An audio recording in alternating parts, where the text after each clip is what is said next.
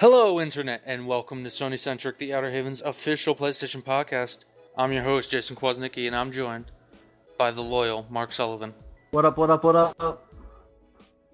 And she decided not to sleep in during this recording, the lovely Delaila Lugo. Hi, what's up?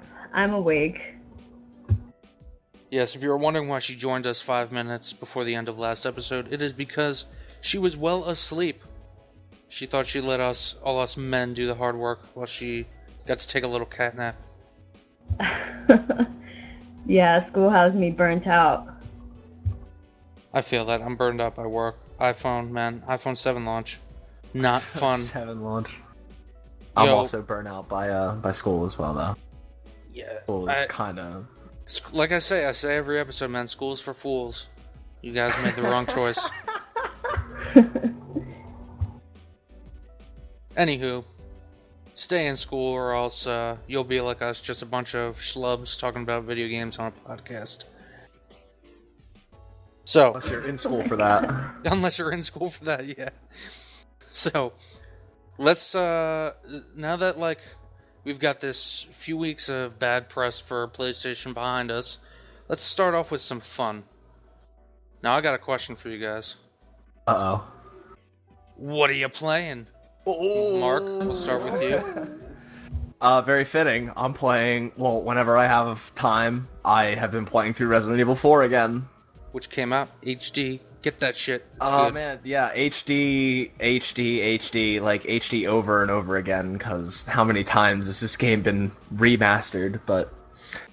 Yeah, I've been playing that whenever I can. I love it all over again. Game is fantastic. If you've not played Resident Evil 4, and even if you're not a Resident Evil fan, go give it a shot.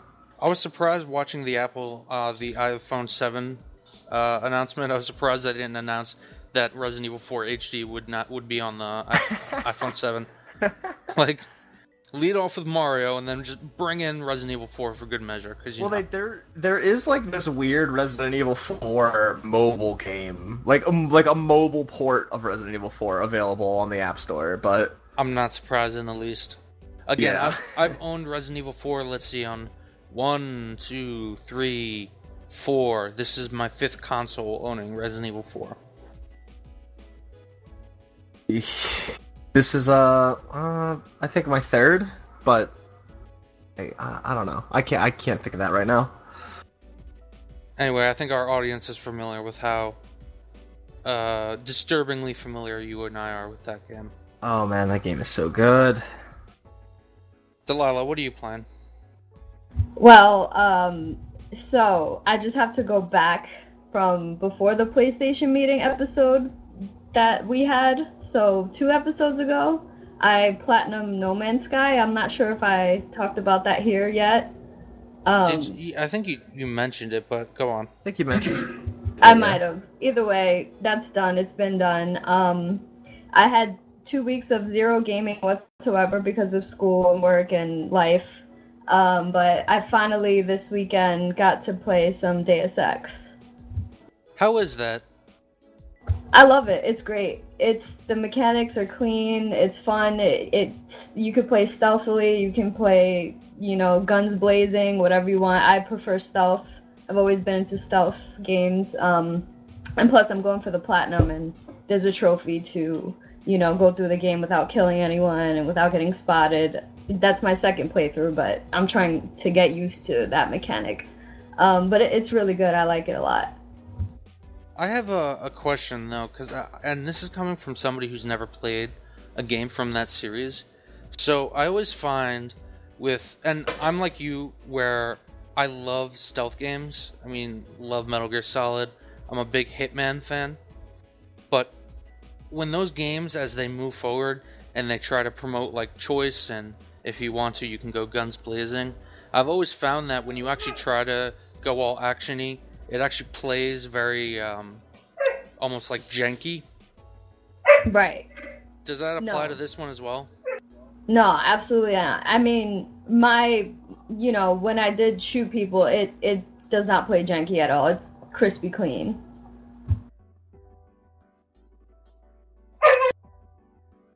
Alright, hold on a second, guys. Oh. Doggy wants to join the podcast.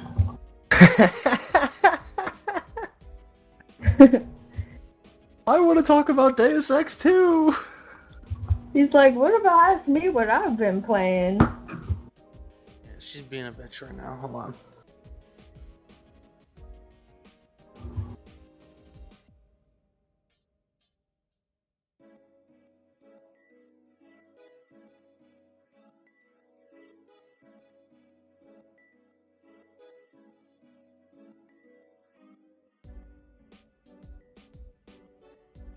Okay, so hold on.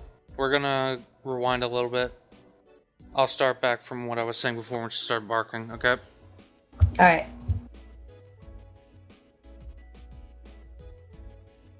So, I'm a big fan of stealth games as well. You know, I love Metal Gear Solid. I'm a big Hitman fan.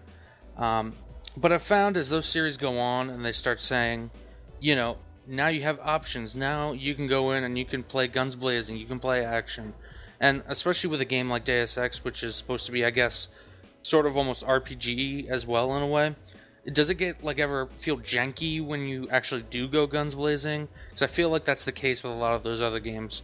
At least until, like, Metal Gear 5, where it essentially became a third-person shooter. Yeah, no, not at all. It's clean all throughout. No matter which way you play, it's fine. I just think if you play stealth, you use a lot more of the RPG elements. At least for me, like the cloaking upgrade,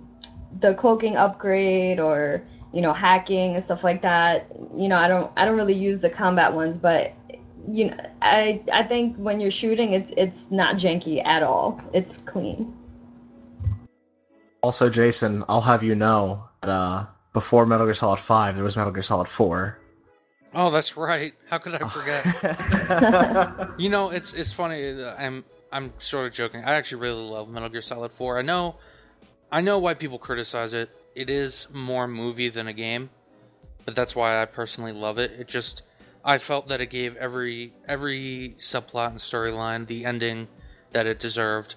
I don't know, Mark. I think you feel a little differently. No, I actually feel like that game was it did a good job at closing a lot of loose ends, at closing a lot of story threads, and also, yeah, it was very, very cinematic heavy, but I still feel like up until 5 came out, that hands down the best controlling Metal Gear Solid has ever had, and I completely forgot about that. Extraordinarily well. The systems in that game were phenomenal. They were a phenomenal evolution of that franchise, as it should have been. But yeah, it stands in stark contrast to Snake Eater. Right. Yo, eat that snake to get some stamina, bro. Did you ever do the thing where you could twist around, just like spin in circles, and you would vomit whatever you just ate? Dude, there's a trophy for that. Oh, is there for the collection? Absolutely. Nice. Well, you know what I've been playing, folks? What have you been playing? Earlier today, because it was just released today. Today is, for those listening, Tuesday, September 20th. I've been playing some Destiny, because the new expansion came out today, Rise of Iron. Ooh. Whoa. And did the iron rise? Oh, the iron did rise. Okay. I got a pretty sweet sword, exotic. It's on fire. It's a flaming sword. Whoa. Back up. Okay. Little context here. I have not played Destiny since before Taken King. Taken King was my drop-off point. Well, there were already swords in Taken King. Just preface. No, this was like I didn't know there were swords at all, like in Taken King, like because that's when I stopped. Yeah. Swords are a thing in Destiny. Swords, and now there are axes too. There are battle axes. Oh, what the hell? Okay, that's kind of cool. Yeah, it is kind of cool, Mark. You jelly? I'm not jelly, but that's pretty cool. Yeah, not only are there swords and you like run around and hack and slash people up with them, but you can like smack the ground with them and shoot like fire and lightning at people. I mean, that's pretty just sick. That's just like that sounds very Destiny, but you know. Had to go through hell to get those swords. Oh, it was mad easy to get the first one, at least. I mean, it's I probably got going to the be Void like... one. That was probably the hardest one to get. Yeah, no. I got the Void one too in Taken King, but I mean in Rise of Iron, you get your sword, your first sword. I don't know how many swords there are going to be in this expansion, but the one I got today, I just got for completing the campaign, which unfortunately was kind of short. I was about to say, you completed the campaign already. Well, alright, so keep in mind, Rise of Iron is a much smaller expansion than Taken King. It was developed by the Live team, which was originally meant to simply support the game with, like, monthly events and such. Right. But now that everybody else is moving over to Destiny 2, this is supposed to be kind of a stopgap expansion, if you know what I mean. Right. Well, that being said, though, so the campaign only took me a few hours, but there's still, like, a shit ton of PvE content to do. Like, I have, like, 5 or 6 different quests. I have a quest I have to go get the Galahorn again. Wow. If anybody knows what the Galahorn is, pretty notorious rocket launcher from year 1. I remember during the time that I was playing, I got it at launch and then I didn't play for a while, and then I got back into it the summer after, and then I heard about the Galahorn and that it was like a big deal when the merchant was selling it again, and I had just enough exotic coins to buy it, so I was the only person in my group that had it. We were wrecking a bunch of shit with it for a while, and then it got nerfed. So yeah, because the Galahorn was pretty much, you had to have that weapon. Not that you needed it to beat content, but like if you were trying to like go online and find people to play with you back in year 1, right. And I know because I had to do this.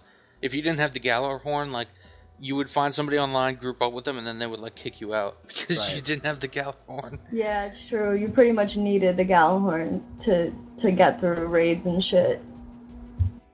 Well, you could do it without them. It was just much harder. It was easier to just melt bosses. Well, it's pretty unfortunate. People were completely Well, that's why you need matchmaking for raids. Ooh, Bungie, you heard it here first. You haven't heard it here first. A lot of people say that. There's a big like Jason, they heard it here first. There's a big philosophical war that has been going on forever between those who believe there should be matchmaking, and at least an option for matchmaking in raids, and those who don't. The way I see it, it's like there's matchmaking for competitive Overwatch. And yeah, you know what? That's frustrating 8 times out of 10, but then those 2 times out of 10 I have a good match. It's worth it. But anywho, that's Overwatch. Yeah, the funny thing about the Galahorn for me in year 1 was it was sold like the second week of Destiny, but nobody knew that it was as good as like it ended up being, and then it was never sold again until that week you're talking about, Mark. Yeah. I didn't end up getting mine until the week before the week they sold it. It was like the game just fucking took a dump on my face. Like that was the RNG, but the game has changed so much since then. Like nowadays, that's what I've heard. Yeah. Yeah. Nowadays, like for the weapons that like everybody's kind of going after and are looking for like whether it be PvP or PvE, like just in the past month I've been playing a bunch to kind of catch up and get ready for Rise of Iron, and like I got like 3 or 4 of various different, PvP centric sniper rifles that, with different roles, I could choose which one I wanted depending on what kind of stats I wanted. So, it's definitely, the game has changed a lot for the better. I have a question. So you know how back in the days there was always for PvP like a goat weapon, like the Thorn in the Last Word, the Vex Mythoclast before that. Yeah. Is there any of that still happening? Because that actually used to bother me a lot. Because I'm like predominantly an auto rifle player, and then they like nerfed auto rifles, and like I had to basically use a hand cannon in order to be up to par with people. Yeah, the Destiny meta has always been kind of weird like that, where like at first the what was it, the Soros regime was, that auto rifle that was just dominating PvP, and then, like you said, it was Thorn and the Last Word pretty much until the Taken King came out, but it's not so one weapon centric anymore. What you see instead is like specific weapon classes are kind of OP instead of just one particular weapon. So like, Okay. right now, it's like auto rifles, specific types of auto rifles. So like particularly high rate of fire, medium impact with like pretty good stability. Not like Surus Regime, like those kinds aren't really competitive. The main kind of guns you're seeing that are pretty competitive are scout rifles and pulse rifles. And then as always, like everybody always goes with a sniper. Snipers and shotguns reign supreme at for special weapons just because they're one-shot kills, you know. Right. And you see a lot of shotgun rushing nowadays, especially because of specific abilities attached to each class. Yeah, I mean, I guess that was one thing that bothered me about Destiny is like I felt like you had to pick a certain type of weapon to do better. Like it wasn't based so much off of skill. I mean, it was to an extent, but it was mostly based off like your weapons. And so like I would fuck shit up if I had a shotgun, and like what if somebody wanted to use fusion rifles? You know, they should be able to use it and still like have that same skill cap. See, they actually just released a new balance patch right before the Rise of Iron came out. So I was actually just last week playing around a lot in Crucible, just trying to grind up my faction rep to get packages. And I found, and a lot of other people are finding, that other classes that have kind of been less competitive are becoming viable. So for instance, first and foremost, I would say sidearms, like the pistols that they introduced towards the end of year one.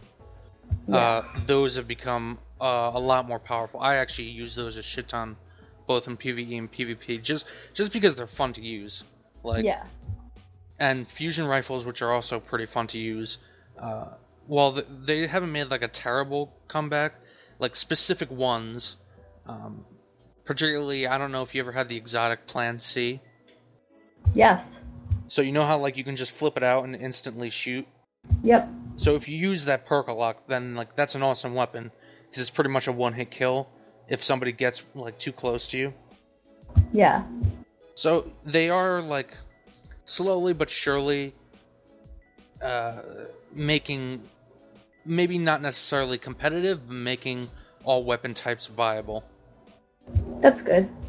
It's not nowhere near as bad as, you know, when it was only you had to use Thorn or the Last Word, or you were just gonna eat shit for an entire match. That's right. Because that's literally what it was all of year one.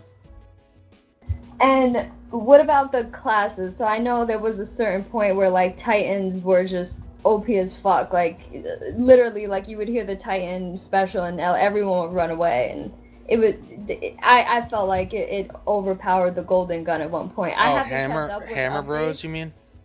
Excuse me? Hammer Bros? Yeah. Like the hammer, yeah. So that was like for me the most OP class, and I prefer Hunter, and I felt like that even trumped the golden gun, which was a problem for me. So is that still like, did they balance the characters out a little bit, the different classes? Definitely. I feel like that's less of an issue. That's less of an issue than it's ever been, I feel like. Well, what do you play with, by the way? What's your main? I technically have two characters. The other one isn't even level 40 yet, though. I just stopped playing it after a while and just focused on my one character, and she's a hunter. Ah, yes, okay. Because yeah. I remember when I was playing, every time I would play PvP, every time like a Titan would come in, like, oh, you scrub, play with a real character. No offense to Titan players, but, you know, at one point it was just ridiculous. And I was a Titan. Titans are annoying as fuck. Because Titans have like reflex supers. So like for instance Fists of Havoc. Yeah. Where they can just like, if they get in trouble, they just hit the shoulder buttons and kill everybody around them. And then of course, when I was talking about shotgun rushing before, Titans can do what's called shoulder charging. Oh, so when they're sprinting, they basically just meleeing instant kill anything in front of them, and then they can pull out their shotgun and kill another. You know, it's called the term is called Titan skating, where they just do shoulder charging around and shotgunning everybody. It's really annoying. Wish I had known about this stuff back when I played Destiny. Anyway, Damn. After this dissertation on Destiny PvP and the meta, I feel like right now with Rise of Iron, the game's in a really good place. Like, in terms of the expansion itself, it didn't add nearly as much or change nearly as much as Taken King did. But I think that's because Taken King had already made a really, really, really solid foundation. Like, Taken King made the changes that were really needed, and now it's just kind of slowly building on it. And obviously that this is all with the recognition that, like, in a year we might be playing Destiny 2. Right. Yeah. One thing I will say, though, I doubt is... in a year, but... Yeah, I mean, hopefully soon. But go ahead. Yeah. No, all I was going to say was, one thing I will say is that I'm glad they ditched last-gen consoles, because you can tell in this expansion. Like, the new environments are fucking huge, and they're beautiful. They're gorgeous. Right. Nice. It was only a matter of time they would. It's a matter of time that everyone does. I'm actually kind of surprised Persona 5 is still coming to last gen. Well, that's just a Japan thing. More people own. I mean, yeah. More people own PS3s than PS4s there. But it's in general, like, yeah, well, okay, fair enough. So that's what I've been playing. You know what I don't want to play though? Ooh, what don't you want to play, Jason? Mark, I'm just so pissed off right now. What Fill are you everybody pissed off in. about? Fill everybody in. Oh, that. Well, did we talk about this before on the show? I feel like we did. Which part? But the game itself that it was announced. Yes, we talked about the announcement of the game. Just tell the folks what I'm mad about. So there's this little title coming out of our favorite company, Konami, called Metal Gear Survive. And at Tokyo Game Show, coming out of Tokyo Game Show, we got a 15-minute gameplay demo thing. 15 minutes of gameplay, basically, Metal Gear Survive, and it doesn't look bad solely because it looks like Metal Gear Solid 5, but with zombies. And Metal Gear Solid 5 was a great game. It's just like it's the fact that it looks just like Metal Gear Solid 5. It's a mod. It's like it's a mod. It's it could have been a DLC for 5. Right. It literally just looks exactly like Metal Gear Solid 5. I mean, the word I have for it is lazy. Lazy. I will. It doesn't matter how cheap they make it. I will never give my money for that. Yeah, and that's the thing I was talking about right before the show. I'll repeat it here. They've already come out and said Konami had to do bonkers like PR messaging after they announced this game and the amount of dislikes it got, the amount of internet outcry it got. How dare you make this exist? Basically, they had to double back and they had to give some statements. And they said that this will not be a full $60 game. Which kind of goes on with saying, well, yeah, it better not be because it's the same mechanic. It looks like they load into Afghanistan. Right. Yep. Like the environments don't even look too different. But basically in this demo, just to describe what happens here a bit, four players load in and immediately, open up the iDroid, whatever. Everything looks the same as 5. And I'll go ahead and say that there are some cool mechanics going on here. There's at one point where one of the people uses a sheep and Fultons the sheep to have it just hanging there to use as bait to lure zombies in. I thought that was actually kind of creative and clever. But the real problem here is like the game looks good because it's Metal Gear Solid 5, and some of the new ideas look good because they're just kind of smart ideas. The problem is, and the problem pretty much everybody has with this game, is that it's in no way Metal Gear. And this isn't even just a thing that fans think, this is a thing that Hideo Kojima thinks himself. He was asked if this is according to a report from IGN. Just so you know, Kojima was asked if this idea had come from him, and he said, "That's nothing to do with me. The Metal Gear games are about political fiction and espionage. Where do zombies fit in with that?" And that is the inherent problem I feel we all have with this game. Like it can look like a perfectly competent game, but where does this fit in? Yeah. Right. When I looked at the gameplay, all I thought was that it was basically Red Dead Undead Nightmare to Metal Gear Solid, except not as creative. Right. Except And that like, that was the same team making an extension of their own game. And Right, it's exactly. not just the gameplay here either.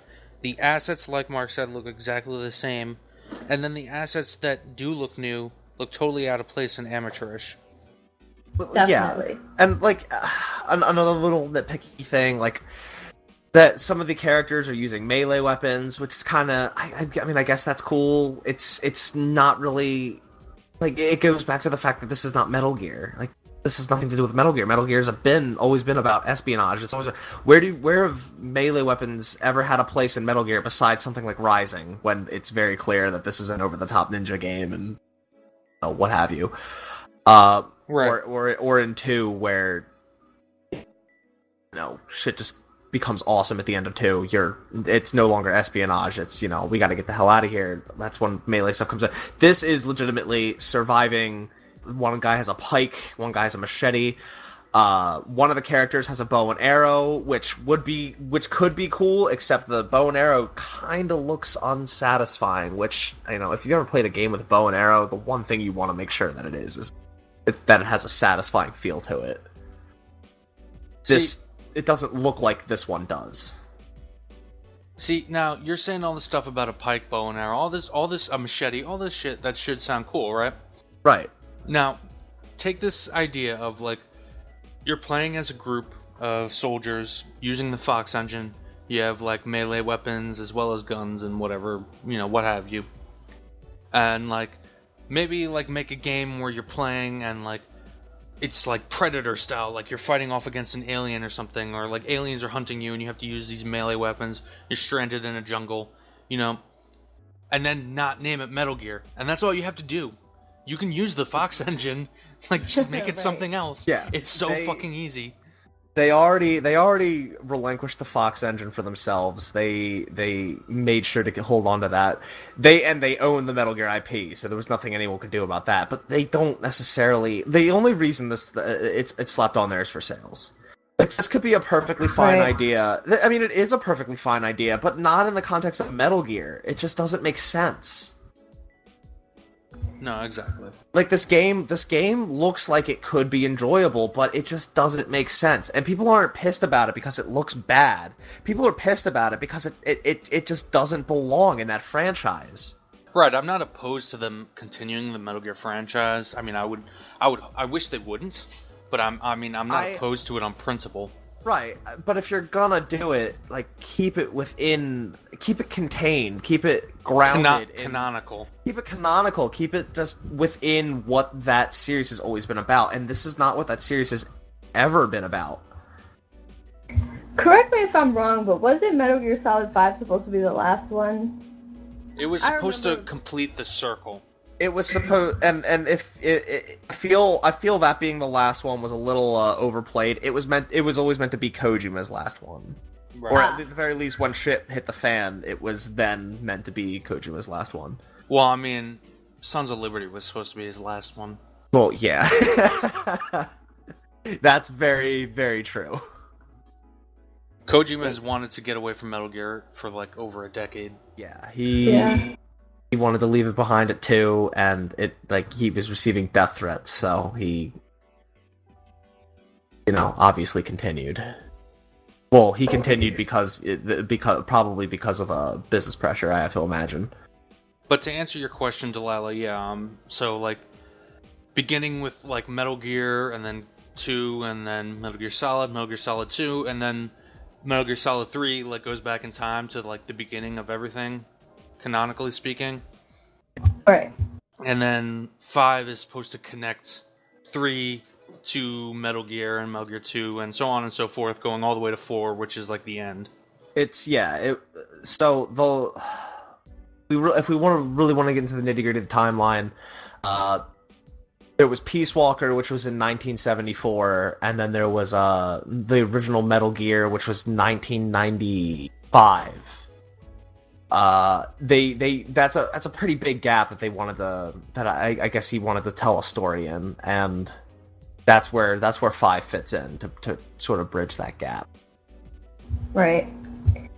See, that's the thing, like, I feel like they should just left it alone. Like, that Fox engine, let me just say, it's sexy as fuck. Like, Metal Gear Solid 5 had some of the crispiest gameplay I've ever experienced. And they could, like, really make some good use of that. And I just don't think this is a good use of that. It's not necessarily a bad use. It's just it's a bad use of the IP. Just call it something else. That's it. Literally it. Call it something else. Yeah, that's what I mean. Yeah, literally. Exactly. Right. And although they would have to take out like the Fultoning and shit like that, because that's just too much. I mean, hell, they're even like right from the get-go. They in this demo at least they're not even using like true Fultons the entire time. Most of the time they're using wormholes. Which, spoiler alert, that's a thing you can develop in 5. Right. But, and just when I was talking before about like shit that looks out of place, that's what I'm talking about. Yeah, well, I mean, just so much of this stuff just looks entirely out of place. This is changing Metal Gear for the worse, and obviously most fans would want them at this rate to just leave it be because Kojima is no longer there. But if you're gonna do something with it, just do it right, do it grounded, do it contained, do it within the canon, make it make sense, because this doesn't. Yeah, all I gotta say is that I was hoping that Konami would put their best foot forward and try to actually develop something worthwhile. This doesn't seem like them actually putting effort into develop something, though. This is throwing together a bunch of pre-existing assets and ideas, and basically taking a game that's already been developed and like throwing in some shit from like a modding package and calling it a day. Yep. Very, very, very. Which is, like I said, in the beginning, lazy. Right. Anywho. Enough anger and rage. Yeah, so as to not end on a sour note.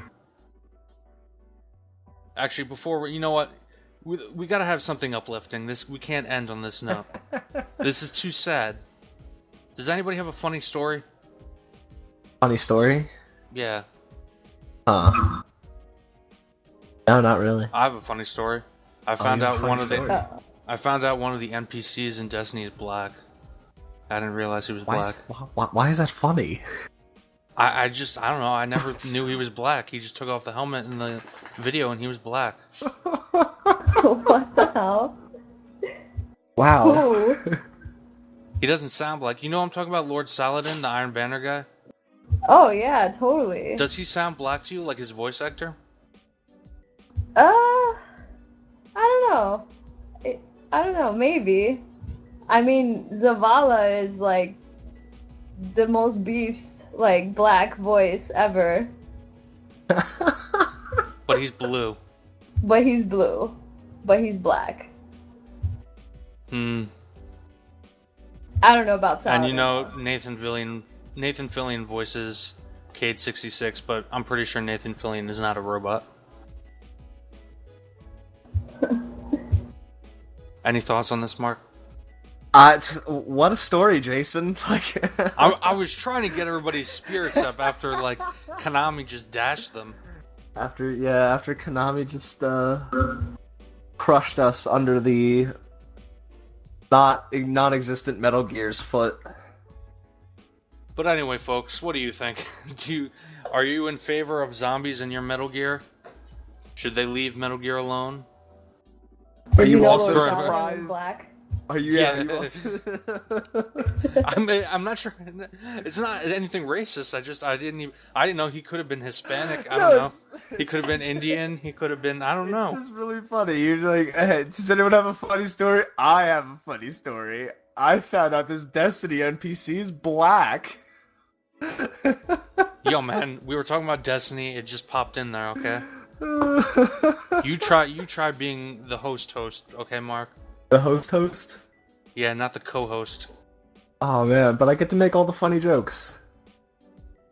You know what? Clearly, You make made the funny jokes yeah. today. Clearly, I made the dank jokes today. You didn't make The shit. dank jokes. Oh. You didn't tell a joke. You told a story that was, I don't know. Anyway, folks, this has been SonyCentric, the Outerhaven's official PlayStation podcast. You can head over to our YouTube channel at user/theouterhavennet.